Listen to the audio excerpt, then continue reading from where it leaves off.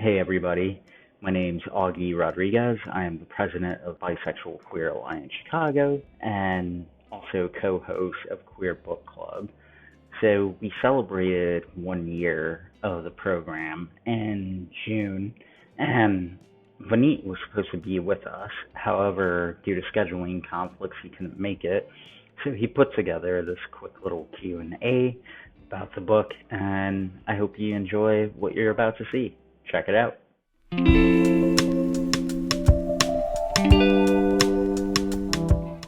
Hello everyone at Bisexual Queer Alliance Chicago. I am so sorry that I couldn't be there with you today for the Queer Book Club, but I really hope that you all read and enjoyed Bisexual Men Exist. I hope you learned something from it and took something away from it. As you know, I am the author, Vaneet Mehta, and my pronouns are he, him. And I just wanted to talk a little bit about myself and my coming out story and my inspiration behind the book, as well as give you a quick reading. So, firstly, just a little bit about my story. I didn't come out until I was 25. I first had feelings for more than one gender when I was around 11, but I didn't know what that meant because I only knew straight or gay, which is something I speak about in the book. And it wasn't until I was 17 that I actually learnt the word bisexual. And actually that was through the word bicurious, because someone in my school actually came out as that. And what I learnt very quickly is these terms aren't seen as real. The person at my school was mocked relentlessly, was told to pick a side, to just say that they're gay if they're actually gay. It wasn't a fun experience for them. And that taught me that even though it taught me a new word, it taught me that that new word isn't something I could actually be or something that people wouldn't believe. And so I prevented myself from coming out. I internalized that. I found excuses that for reasons why I wouldn't be attracted to more than one gender. And I kind of went down the very heteronormative path of, well, I'm straight. I'm a guy. I'm supposed to like girls. And so I just went with that. And it wasn't until I finally had romantic feelings for a guy that I really couldn't place in any other way.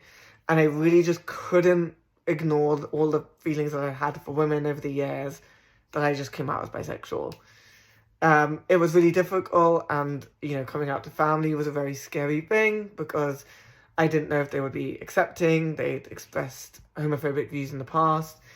And there was a lot of difficulty. I found that when I went into the community, I still didn't find that solidarity. I didn't find that it was necessarily a space where I could talk about my experiences because they weren't the same. There were some similarities, but not all of them. And so coming out as bisexual is incredibly difficult because of those constant internal struggles. I mean, I know you all have dealt with it, so you all know exactly what I'm talking about. So that's just a little bit about me and my story.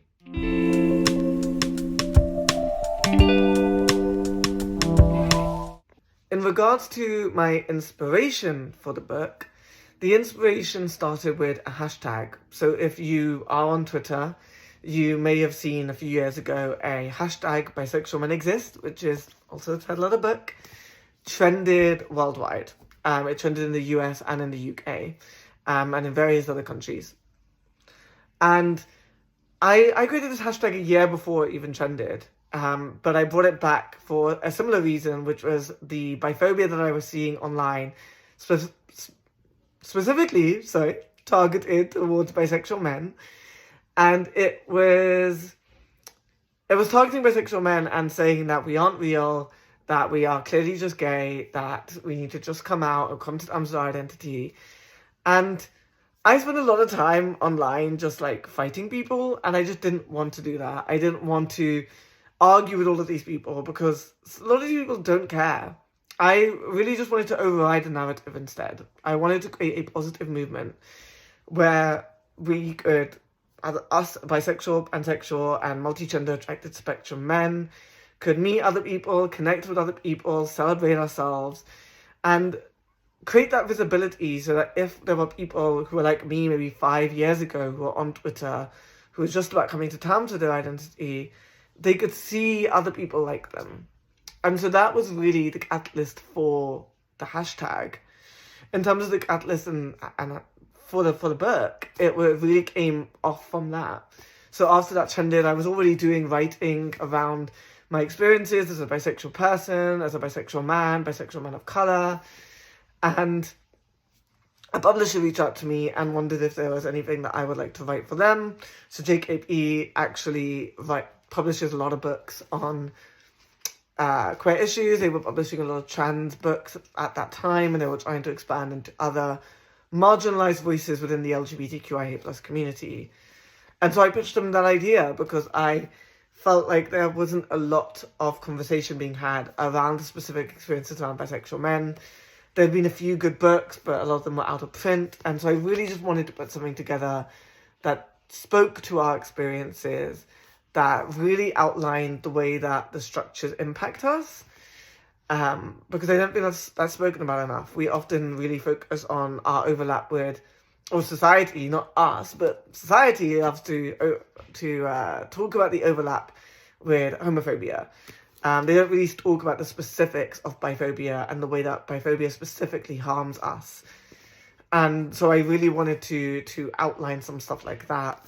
So the way that we are raised, the way that we are unable to access certain safe spaces or access certain resources, the way that a lot of this stuff is structural, and it isn't just about an interpersonal experience where someone is saying, oh no, you're not actually bisexual.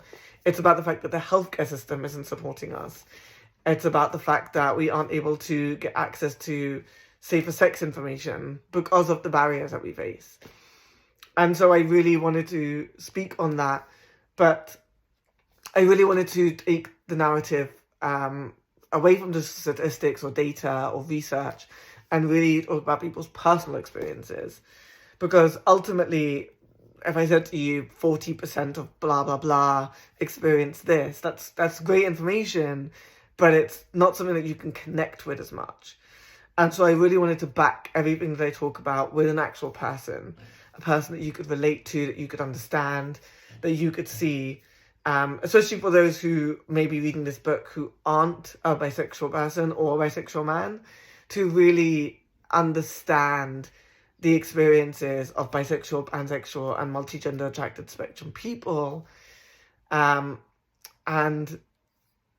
relate to them, to empathize with an actual person that exists in the world who has to go through this experience because of the issues that we face. So that is my inspiration behind the book. I hope that's interesting. Yeah.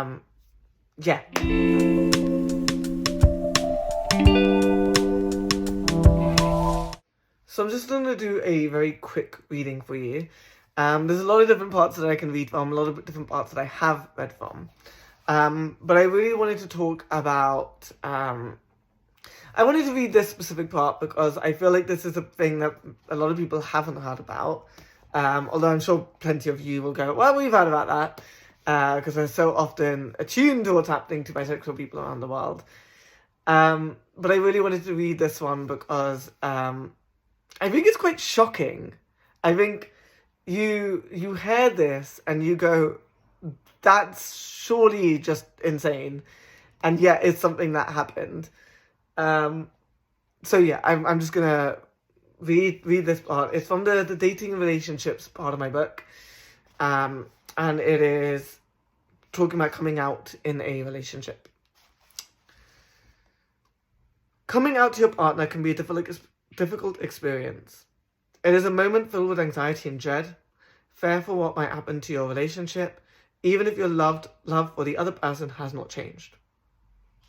For Javier Velata, however, coming out as bisexual to his ex-wife resulted in him being sued.